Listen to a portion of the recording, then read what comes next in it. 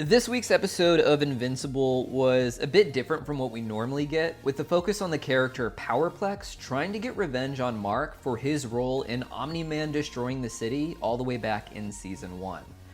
The point of the episode was to raise the question of where do we draw the line with who's a hero and who's a villain? My name's Deepcut, welcome back to Cartoon Universe. I'm joined here today by my co-host Tony Bones, and we're going to discuss the episode. And before we get into the big moral implications overall, what did you think? I thought it was as far as this season goes, definitely one of the best. And you're new to the show, so why don't you tell me how overall, where does it stand with that and your experience diving into it like this? So I guess as far as the overall show goes, this is a cool episode. I think it's cool to see things from a different angle, especially stuff that happened, 2 seasons ago? Yeah. I'm a sucker for that type of stuff. But, I mean, honestly, I kind of had high expectations going into it. It was kind of hyped up to us by Hailey. It was hyped up, and so maybe that had an effect on my experience, because I was kind of waiting for this sort of big episode when it was a cool episode, but was it big?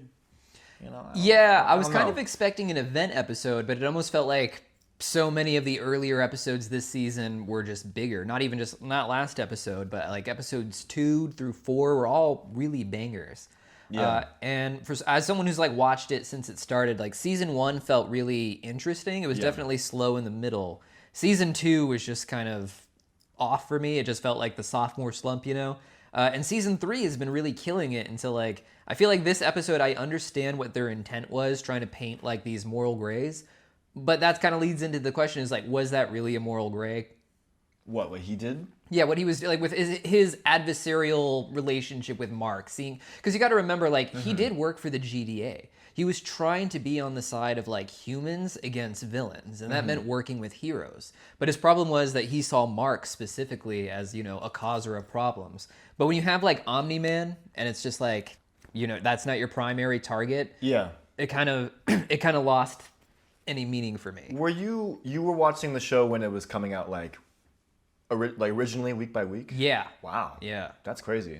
That's a whole other experience with it too. Exactly. That's why I wanted to know where you were at with how different is it from seasons 1 and 2, and how much you're enjoying it now versus then on such a smaller time scale. I think the first season had a mystery, and it was the whole thing was a mystery to me. You know, I was trying to understand what the tone was, what the angle is too, because it a lot of it feels like we're referencing popular superhero culture. Absolutely. Even with this, what's this guy's name? Powerplex? Powerplex. He just felt like the embodiment of the character, like a supervillain character who something tragic happens, and then it's you made me this way type of arc. It was we've seen this hundreds of times. Yeah, I mean. So I guess saying that, I don't know. I feel I feel I have a better understanding of what the show is now. So going back to my first experience with it, I thought I don't know, I thought it'd be maybe a little more lighter. It's a very serious show. Yeah. Or self-serious, I would say. Yeah. Well, I mean, that was the whole, the pulling the rug out from you in the episode 1. It was supposed to make you feel like this is just the DC world, if not an even peppier version than we're used to these days. Yeah. And then suddenly it was, the brains of your favorite superhero being splattered onto the camera lens. How do you feel about do you think this show works at its best in a week by week, watching it week by week, or sort of experiencing it all at once? If it was, and that's something we were going to talk about, is how long each episode feels. I remember when I first got you watching it, I was like, what episode are you at? And you were constantly I think I'm on episode 4, and you were you said it was you were I think you were only part way into episode 2. Yeah. And I was I had the same experience when I first started. So when I first started, it just felt long. Mm-hmm. And I think a lot of that comes down to just the formula of animation. It's simpler. It's real life washed down and made more flat, which is beautiful and great, and I love it. But because of that, we expect things to move in kind of a more simple, faster way. Yeah. And they're drawing this out, not just like an hour-long show, but because it is animated, they're able to basically do like 2 major action scenes, one at the halfway point. It's just a lot for someone who's used to animation. I even feel myself just like animated movies. I don't have this experience with live action. With live action, a longer movie is great. Yeah. But with animation, maybe it's because you study it more as it moves. It's about like trying to understand how they make sequences. But the point is, it's long. What's an example of like a long animated movie for you? Literally any Disney movie. But those movies are like an hour and 20 minutes mostly, right? That's I don't know. Like I'd have to check, but there's some that just feel like they go on for 2 hours with these musical sequences. You know, I would agree with you there. Even a movie like that I actually like, Secret of the Nim. Are you familiar with that movie? Yeah. So I had a weird experience with that recently, where as a kid, that movie felt like I've never finished that movie because it just felt long. it felt so incredibly long as it like watching it growing up, and I'm like, man, like I remember being impressed. Like this is a lot of animation being like having to be done for this film, and then when I went to go see it, whatever, like 3 months ago, it's like barely an hour and 20 minutes, and I was like, whoa, like this kind of moves at a clip. So it's weird. Like maybe your experiences are you judging like. Are you talking about like you're still watching contemporary movies or animated movies now and finding that they're very long, or is it just your collective memory of them? I find that today, like I don't like watching. I generally didn't like watching movies as much as TV, but like animated movies are harder for me to watch than live action movies. But live action TV is harder for me to watch than animated TV.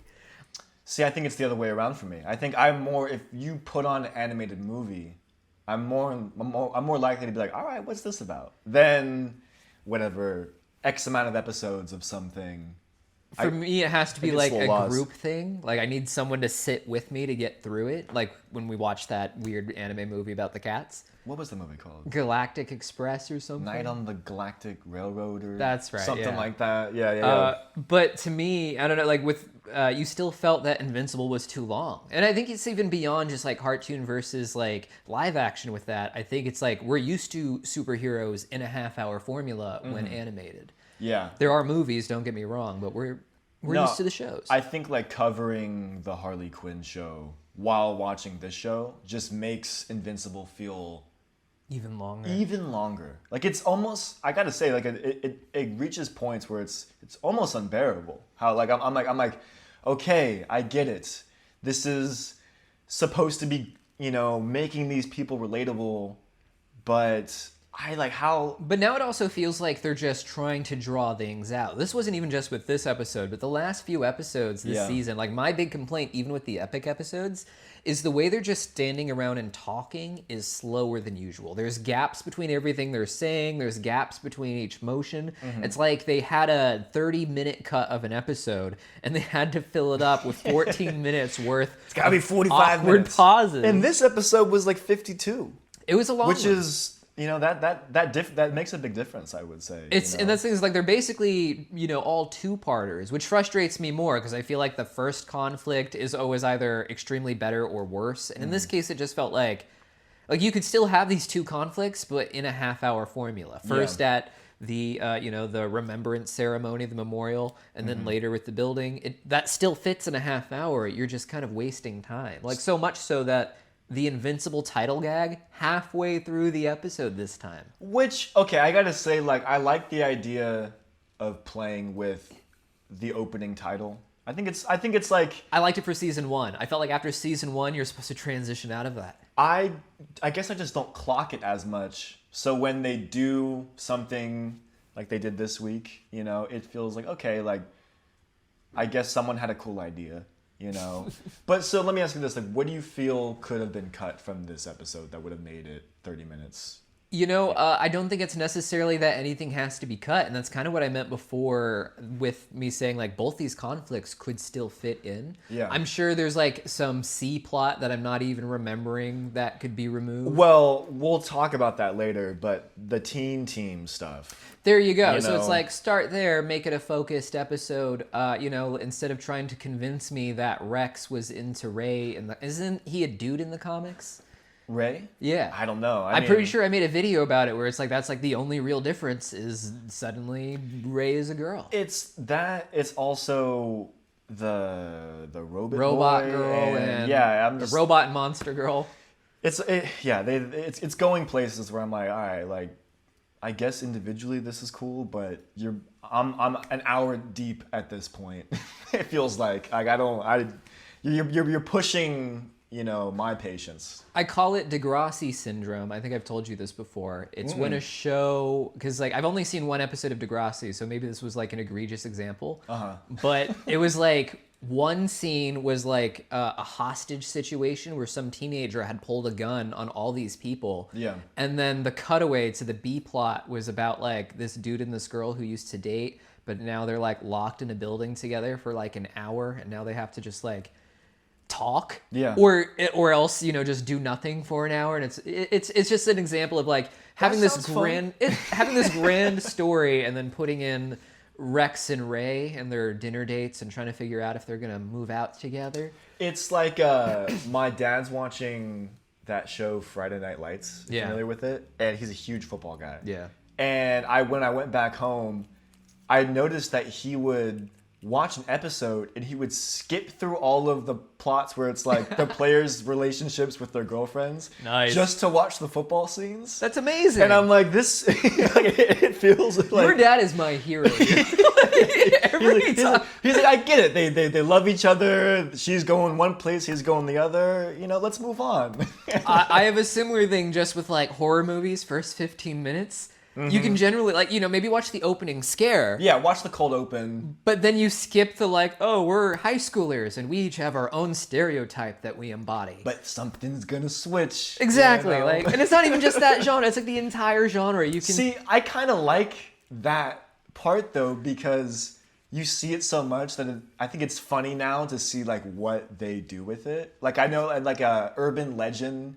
Like, it's them all hanging out in, like, a cafe talking about urban legends. See, I love that though. That movie's so good. That's different. That was related to what was happening. That's a good open. I guess that's true. Yeah, I guess like what I'm talking about is like when you just like you get 15 minutes of like, yep, we work on a farm. Yeah. And a ghost comes 15 minutes later. You see like a figure hiding in the shadows that's gonna come back later, but we still got to figure out this family dynamic first. It's 20 minutes of this child won't stop crying for some reason, and then the ghost is gonna be a metaphor for that. You get it. Yeah. No, big time. But yeah, it just it can feel too long. But what about the ending where Powerplex tries to get Invincible, but inevitably just blows up his wife? So when we were watching it, I feel like you had anticipated that. I knew, as soon as they were there, it was just like, and I usually don't like get twists that quick. As someone who does a theory channel, I often get things pretty late. It takes some examination. But with that one, I was just like, I knew, and I kept it to myself. I didn't see it coming. Because I wanted to... It was just, like, the most obvious thing. I was like, oh, man, here we go. Like, I thought it was sad. You didn't even notice it was going to happen when Mark literally said, "You're going to kill them." Honestly, it just... Dang. Yeah, so that's usually me. It goes right by me. I'm like a big... If I sit and think about where something could be going, I could piece it together. But like watching in the moment, for some reason I don't anticipate things. Then how'd you feel when it happened? I was shocked. I was like, oh man, like he just killed his family. Yeah. But I guess like I was like, that's the thing is I knew it was happening, but the way they did it was so good. Oh yeah, no, it very like something about charred bodies. Just the image of it, like the show does. It's just they capture like an image that just feels like a little like a step past what I was expecting. Like I feel like in a different show it would be a cloud of smoke and you would see a hand, kind of a burnt hand creeping out to kind of allude to this is what happened. But no, they're just showing it. They're showing a fried baby. I mean, you shouldn't be surprised after the thing that this guy witnessed himself that drove him to this insanity was Mark being held up by his father against a train, so everyone on it flew against him, and It's the Yeah. so yeah, and that's for me. That's what really sold the episode for me. And it's such a touchy, like gore is a touchy thing. Yeah. You know, it's like, and until honestly, until like within the last few weeks, I've always said that I don't like gore. Do you get squirmish with gore? I do get squirmish with gore, and as I get older, it's worse. When I was younger, it wasn't as bad, and I think I was also a lot more into the practical effects of film at that time, so I also probably had a disassociation of it from like real Absolutely. gore. Yeah. But as I got older and I stopped thinking about that stuff as much, I stopped seeing like, you know, fake blood that I was making with chunks in it, that you knew was just, you know. Was there like a movie or show or like video that kind of turned you against it in a way? Nothing turned me against or it. just like seeing that, okay, maybe this is something I have, you know, an issue with. Yeah, so that's the thing is I always thought I had an issue with it on like, that's the thing is it's a very complex thing. I'm so glad we get to talk about this finally. So like growing up, I loved the Saw movies. And the Saw movies are like known for their gore. Yeah. But I didn't like most horror movies when they used gore. When I watch Nightmare on Elm Street, it doesn't matter how good or bad the gore is. It's irrelevant. And for me, I think what worked with Saw was it was more about the emotional resonance of what you had to do to yourself. If you haven't seen Saw, it's about like a maniac who like puts you into like these really messed up puzzles where you're like, you know, you have this like machine attached to your rib cage that's going to rip it open if you don't find a key in time. Yeah. And it's all based on this idea that you have choices and what you're willing to put yourself through in order to escape. Which is often gorish itself. You have to rip parts of yourself open to like find the key. And there's just something, you know, it's not gore for the visual, it's gore for the emotion. The emotion's already there in this like, what am I willing to do to myself to ruin myself to live? And gore itself does that psychologically. You know, with blood, not so much. You can see blood and know that you're fine. Like, you know, when it comes to, you know, real life gore, if you saw real life gore, that's you would have a trauma response. Like you would be traumatized. It's the evolutionary, you know, back in the past, you would see someone being eaten. You know, just blood is fine. It means an accident happened. But when you saw chunks, that meant someone was murdering or someone was being eaten. And that imprints on you. It's actually kind of dangerous that we put that in our films, I think. But it also makes it very interesting to people who have like a sense of trauma already. Yeah. Because re-experiencing or experiencing different kinds of trauma in these like safer ways helps you feel like you're dealing with that. I think there was something, was it last week's episode or maybe 2 weeks ago with Multi-Paul? That scene, the opening bit where he's having to like multiply himself to get out of that prison cell. Exactly. For some reason that, like, the gore on this show, I don't really have an issue with. I never find myself like kind of moving against it in a certain way, but that specifically really got me. It's more psychological. Yeah. And that's the thing is like, it doesn't use gore. Maybe it does every episode to some degree, but it's like, it hasn't relied on it the way you expect. The way I think maybe Walking Dead kind of continued to. So that is like a show that but I think there was something about seeing people get eaten and torn apart that, and them also being like actual actors portraying that too. Yeah. No, it was like gruesome, don't get me wrong. But what I mean here is like the point of the first gore that we got in Invincible was at the end of the first episode where so far we just thought this was like an hour-long cheesy drama about the DC universe. Yeah. You know, Omni-Man is Superman, and then that entire Guardians of the Globe, they're all just a ripoff and purposefully. Like, Yeah. So that's the thing is like, think of like how long they waited to break the arm of Mark's mother. They waited until it was emotionally significant for the audience. To do that right away, like that's not a real mom to you. It's just another character. And that's the thing is just another character means nothing. So they had to get you invested in her as a person. But how do you traumatize your audience before that? You take something that looks like a character they actually love and you just squeeze their brains out in the audience's face. So you had, the first thing I had seen of the show was when you showed me that scene months ago. Yeah. And so I guess like I was anticipating it. But when I showed my brother it, we watched the first Invincible episode together, whatever, like in January. And he was very taken back by it because this is like a, you know, a 15, 16-year-old boy who's like very much immersed in those characters, and throughout the episode was being like, oh, that guy is like Flash. That guy is like Martian Manhunter, and kind of like it was cool to see him. The teen team is just the Teen Titans. Yeah, it was cool to see him like piece it together and get excited about it, and then by the end of the episode, be like, oh my god! I wish I had let you have that experience, man.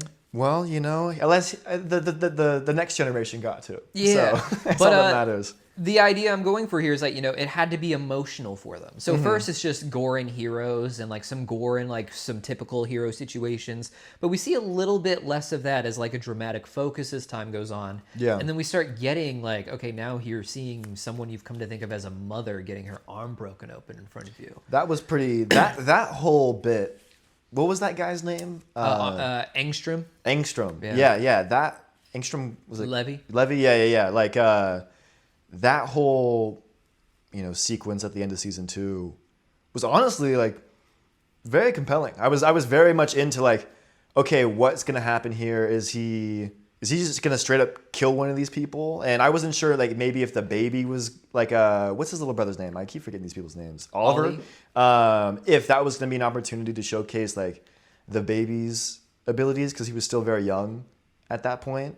I'm glad that that villain is still floating around the world a little bit. Oh, we'll get there. I like him. I've been interested in him. I felt like they sort of, I felt like they sacrificed him in season 2. So I know nothing about the comic books. Me either. And that's the thing. For all we know, he's like every season going to come back now. I just felt like, to me, as someone who has no relationship with the comics, I just felt like they turned him into a villain a lot quicker than I had hoped, especially with the season opening in the future. Yeah. And him being seen as like a figure, as a part of this movement.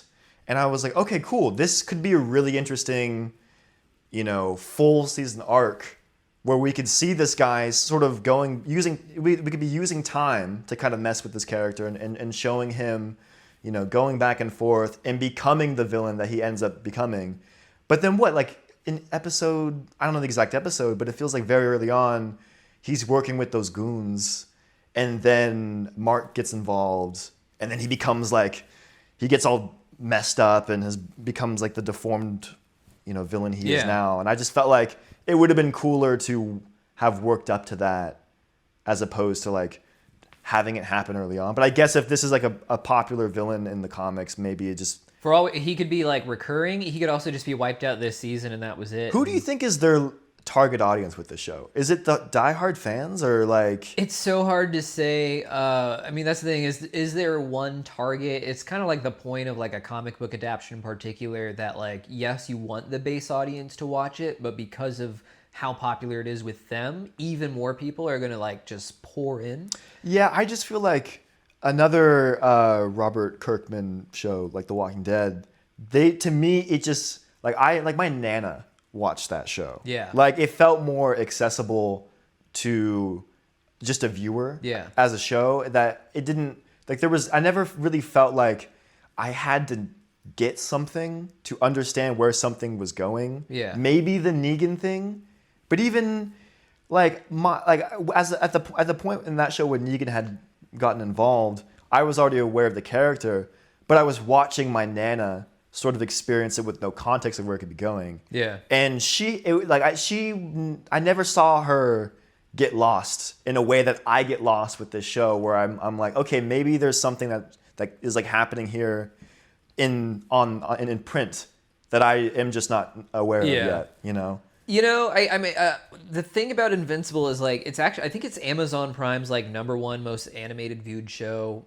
until Has-Been Hotel took it over recently. Okay. So it's like, I think like it may seem... And that's the show you're covering, correct? That's the other show I cover. And that may seem super niche on the surface, but I think like that thing you said about like your little brother like being like, oh, that's just Batman and that's the Flash. It's there's a weird instinctual draw to that sort of thing, especially now that like the original DC universe has kind of like been overdone to such a point where it's like literally just fig leafing and pretending they're different characters, even if it's the exact same thing with like yet another one of the million approaches. Big time. It's just interesting. And that's what I think the Avengers first flourished with, was like they didn't have their Spider-Man. We all know that story. They had to choose ones that like people knew about, but that were lesser known. Yeah. And because of that, it just allowed a lot of people to invest in them when they were tired of all these others. Like that hadn't even reached all the reboot point we have now. I just think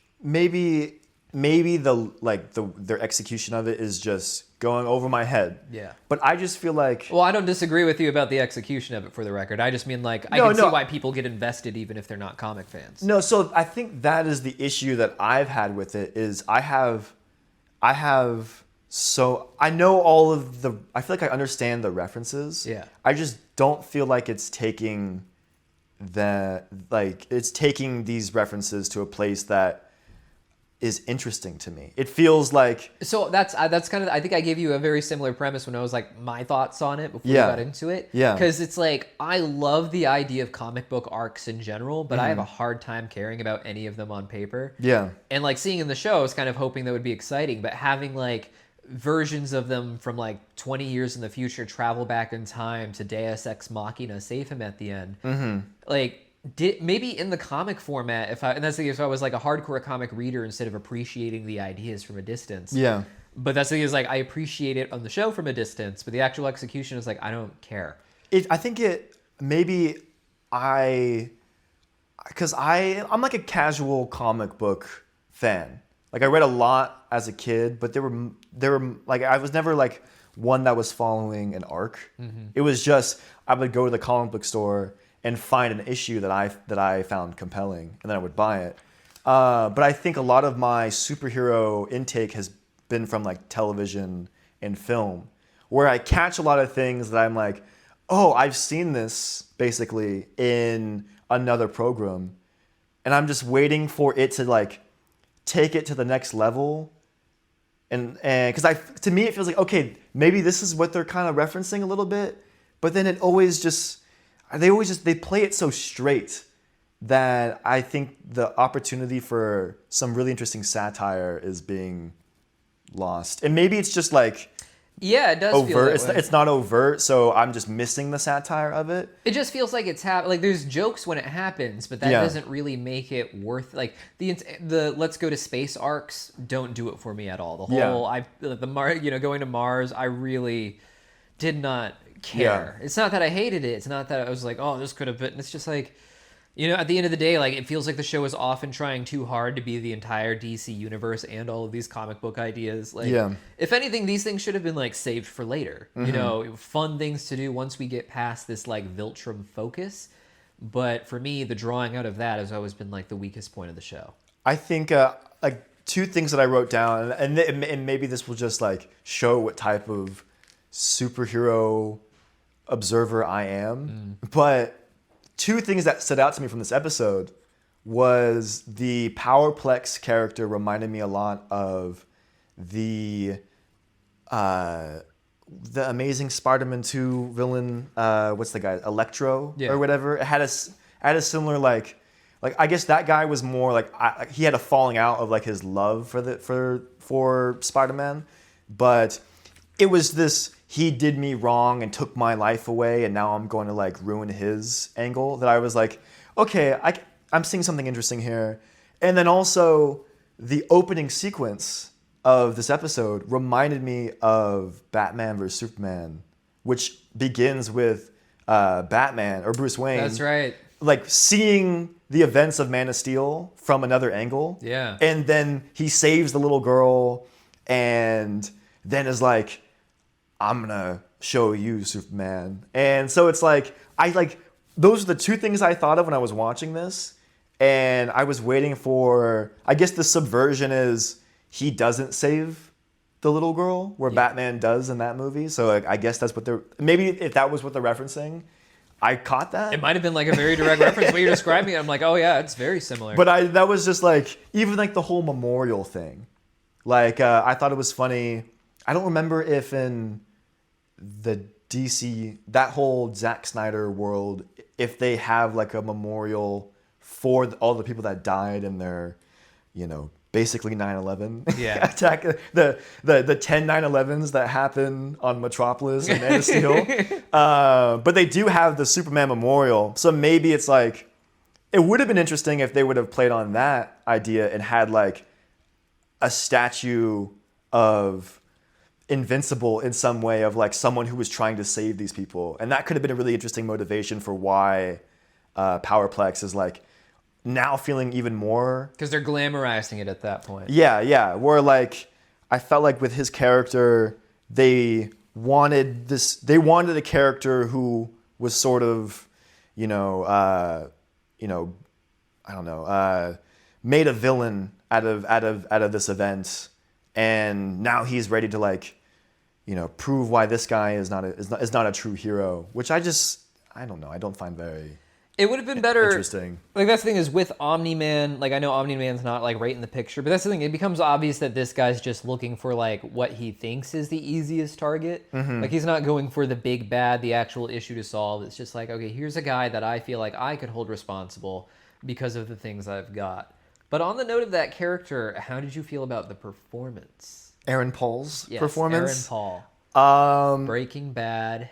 So I feel like I'm in a camp of people who are just a little fatigued of Aaron Paul. Wow. Great performance in Breaking Bad, and when he pops up, I'm like, oh, Aaron Paul. Like, I think he's actually like a surprisingly funny actor too. But we're in a moment where I feel like we're stunt casting even on animated projects, where I'm just like, who's jumping out of their seat to like find out that Aaron Paul is voicing this character?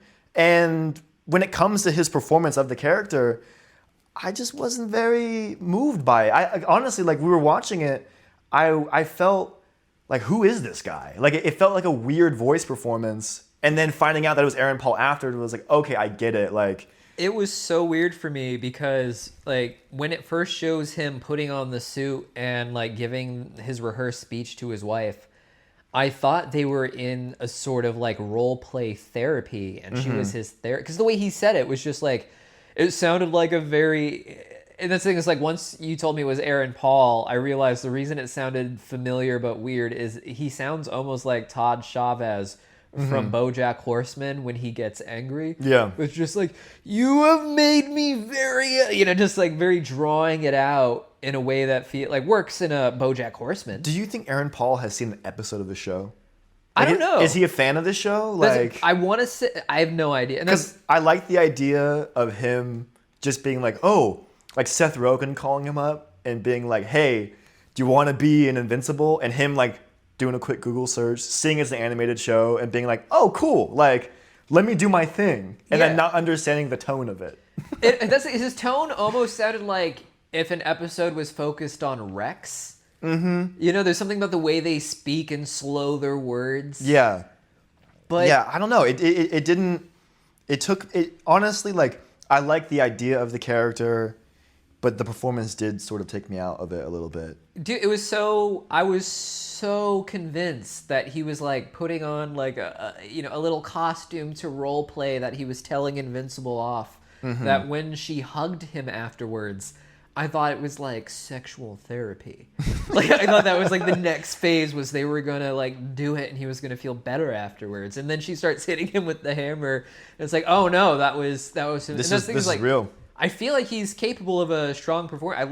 I didn't love Breaking Bad, but he's great in it. Yeah. I love him in BoJack Horseman. Like, would not trade his character or performance for the world. But there's just something about this that felt a little weird. I think, I don't know. I also like see his tequila commercials with Bryan Cranston everywhere. Yeah.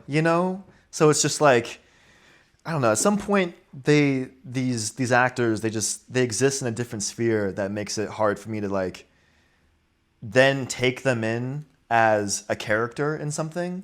Yeah. So as like knowing that it's Aaron Paul at some point, kind of ruffled it for me. But I don't know. I mean, I think even if I did know if it was Aaron Paul, I still just didn't buy the performance.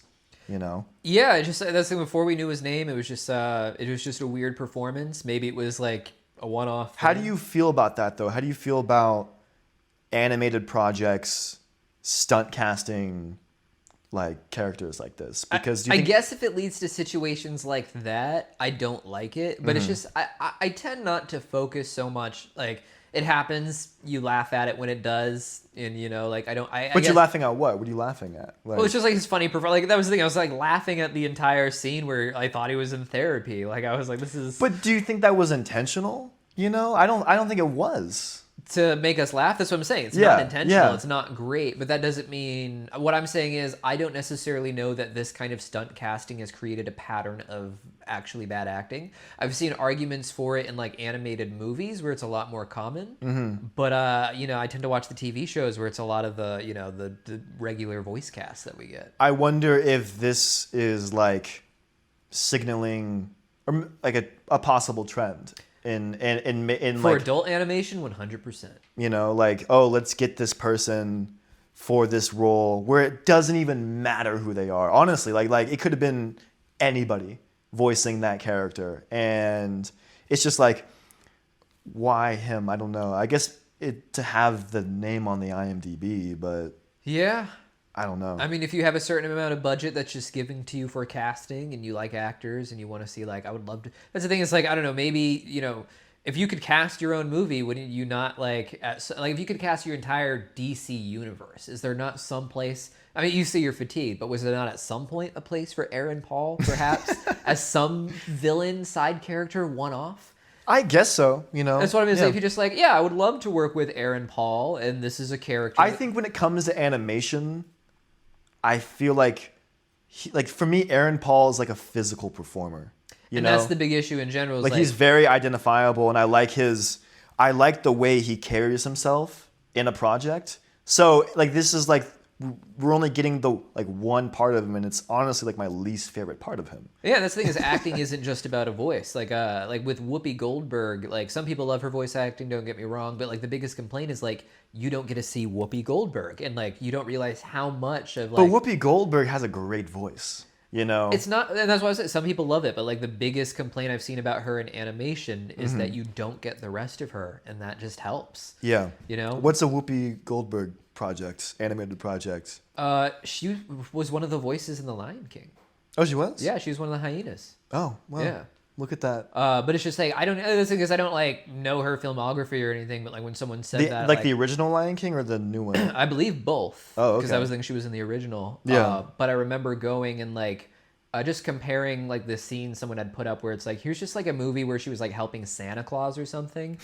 But it's like no, it's like you like that's the thing. It's like I don't see her movies around, but it's like you can see why she gets cast. She's just like she's one of those people you put on camera and they work. Yeah. Yeah. No, that makes sense. Yeah, I don't know. It's And this thing is well with Aaron Paul, I do like his other voice acting, but here it was just weird. what has he done besides BoJack Horseman? This thing I don't know beyond BoJack, I guess. It's just like I know that worked for me. I hope there's not like one big thing. Yeah, we're just and everyone in the comments. They're like, dude, he's so good in this. Like, stop shitting on him. There might be a lot. That's the thing is like I feel like he's become. I said voice royalty. I don't know if that's true. It's just like I've just noticed him like popping up in animation. Aaron Paul's voice royalty? Again, I'm not saying. God, that, I must be so out of the loop. I don't know. It's just like after BoJack Horseman, that was kind of his thing. He was like, you know, they're casting him in this now because of that. Yeah. But How do you feel about Seth Rogen's voice acting? is he in it? Not in this episode, but he is the Alan the alien guy who is having a whole arc this season with Omni-Man. That's, you know? Alan the alien. Oh, that does sound like him. Yeah. I don't really give either way. I think he's also did like Sausage Party and certain animated things like that. It's like I think he is obviously, like, if you know anything about his like live action work, he's an improv actor. Yeah. So it feels weird to like know that he's in a booth just recording these lines. Yeah. And even when he's trying to do like the Rogan thing, which kind of has like this like self-deprecating, also like this is kind of weird approach to it. It almost feels like him playing himself, playing the character more than in a show he's producing. But maybe that's just like the point in his life that he's at, because I remember when we went into the Sausage Party screening. What was it called? Sausage Party. Foodtopia. Foodtopia. You know, want to give them the full title. he felt very like this is what like his laugh. Like there was a bit where he was talking about being high or something and being socially awkward, talking to everyone, and then it was like he laughed and then he threw us another laugh because that's his thing. Like it was like maybe he's reached a place where he has become such a character and so powerful too. Like he's doing Footopia, he's doing Invincible, he's got the Boys show. Yeah. Like he's on that too? He's a producer on that. Oh, that makes so much. Yeah, I mean, he just kind of like and that's the thing is like regardless of what we think, like he's a name. Like most studios don't even really think about like what they should be in per se. It's just like, do you get the name? Do you want the money? Yeah. A lot of the, especially when you reach a certain point in success, it's like the Stephen King syndrome. You get so good at writing books that no one is like can tell you no. Yeah. Because he's like, oh, I'll just go to another company and they'll produce whatever I write without any questions asked because it's a Stephen King novel. But what I like about Stephen King is like he allows for younger, less experienced filmmakers to get the rights to his project too. No, I'm talking about his new books. Oh, his new books. So every time, like there was a period where like he would get heavy notes on how much he needed to cut out and revise because he was new. But like at a certain point, he became so big in name that it didn't matter. Like if you could buy him, like if you could get the book rights to him, you would not question what he wanted in it. Because otherwise he's just going to go elsewhere. Have you read any King recently that like... Not recent. The thing is like I very much enjoy his shorter work, which tends to be his earlier work where he's being forced to, cut things down and his editor is writing his endings for him. Yeah. But his later stuff, his longer stuff, and he has some longer stuff early on too, don't get me wrong, but there comes a point where I feel like I was skipping 50 pages here and there in one of his books just because like I could yeah, I get it, I would do that and I felt like I didn't miss anything. Yeah. When you spend like an entire page describing the texture of mayonnaise and how it relates to the reproductive cells of certain animals in texture, it's just like, no. It's kind of fun. I don't need that. That is not in a 100-page book, it must be necessary. But in an 800-page book, no. Yeah. No. I like the alternate reality where Stephen King is just like a magazine writer. Nice. And he just has to do like little bits like that. Like that world I would find very interesting. That's probably where he's happiest, No, I wonder if that was probably like that type of syndrome might have played a part in the Aaron Paul thing, where I wonder if it's like... And Seth Rogen. If he is voice acting royalty, maybe someone was like, oh yeah, Aaron, do your thing, and then he just kind of like missed the mark a little bit. And and people might love his performance in this. This is just my opinion. But I think it could have been fine-tuned a little bit. Maybe do like 2 more takes. Let's talk about Rex and Ray. Mm-hmm. How do you just feel about that? I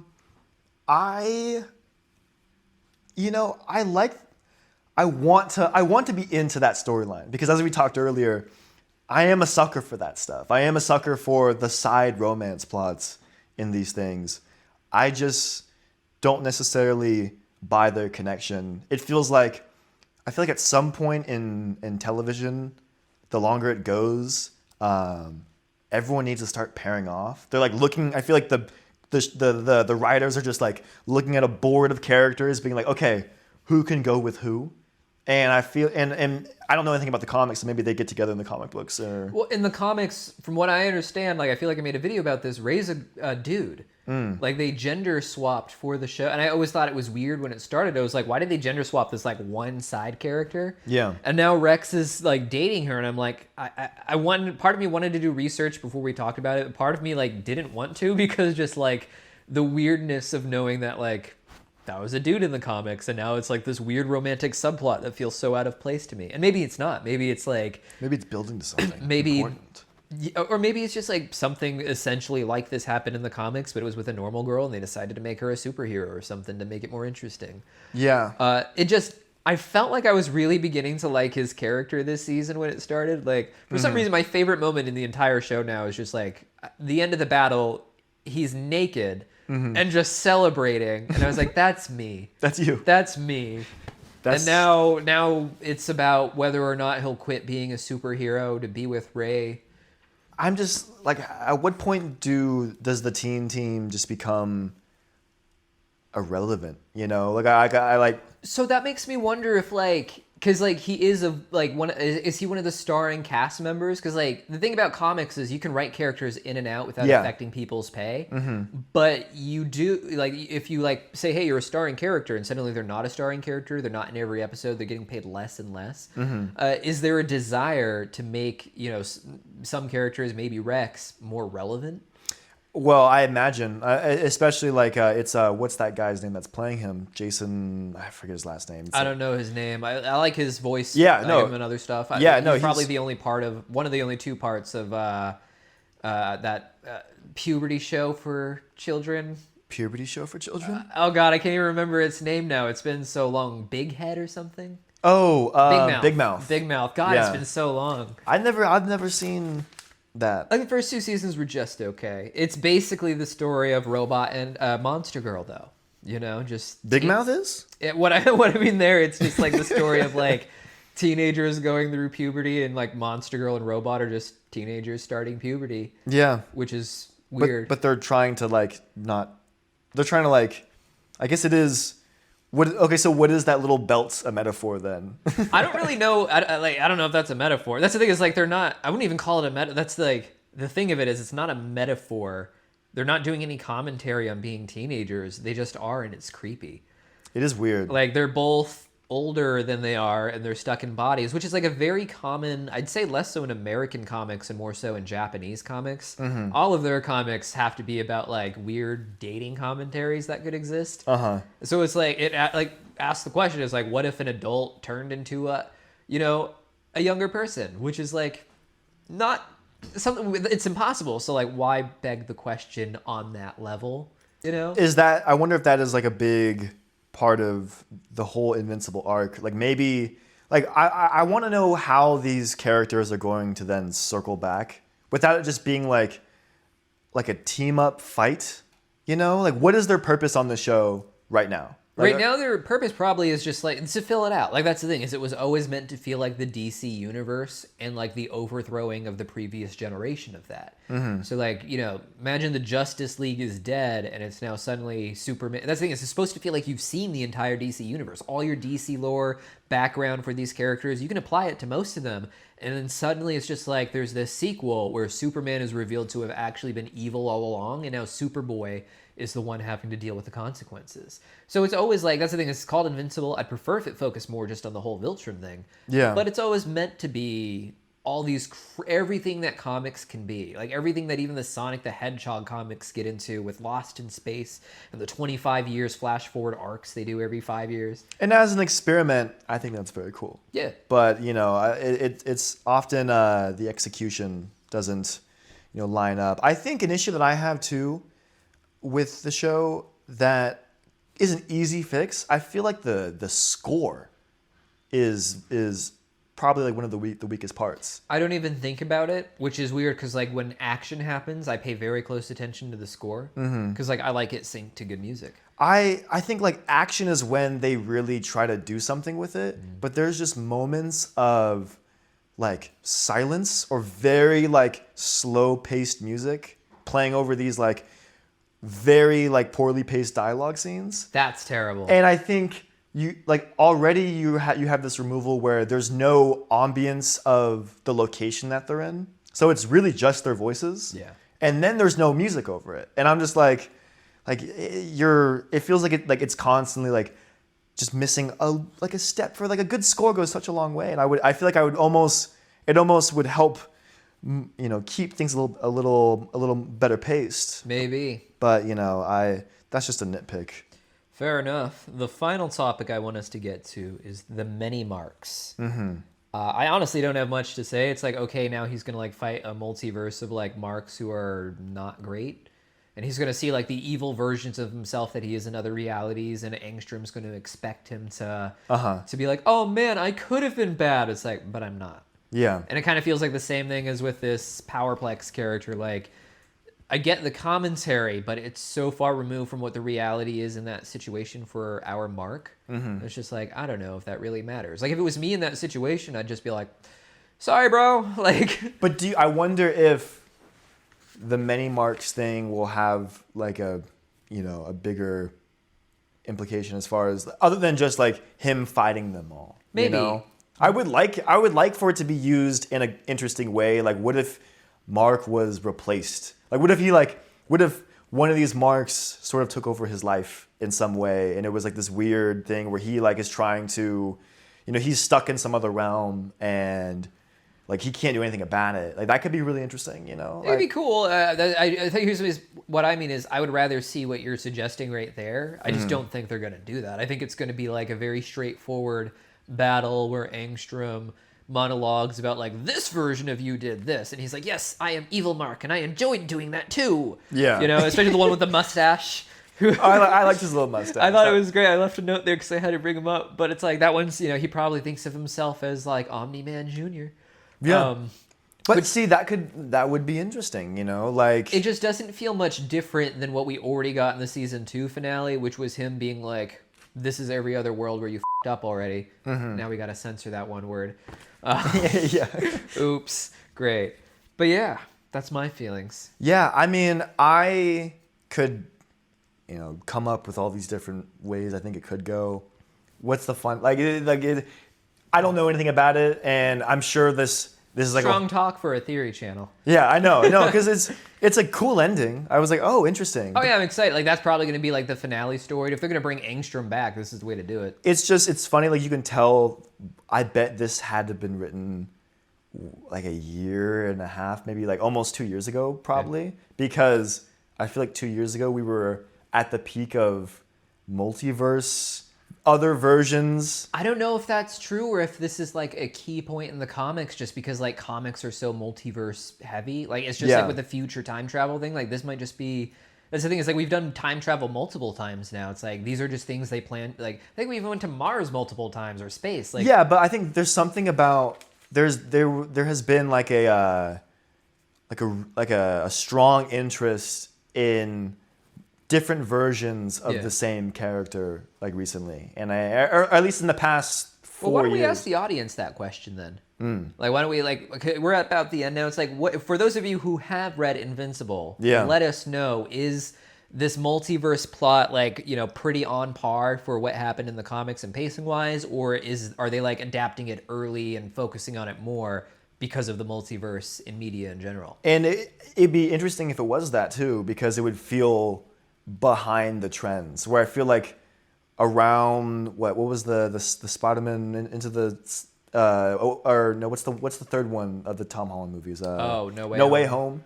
I feel like that was like this peak moment where it was very exciting, and then we've just been seeing so much multiverse stuff since that I think like people are over it. Yeah. So it would be kind of interesting if it was something that happens that the the writers of the show felt like they could do now to capture a moment, and then for that moment to sort of pass while they're about to do it. That could be interesting, you know. Let us know in the comments down below. Yeah. And I think that's where we'll wrap it up today. Thanks for joining, Tony.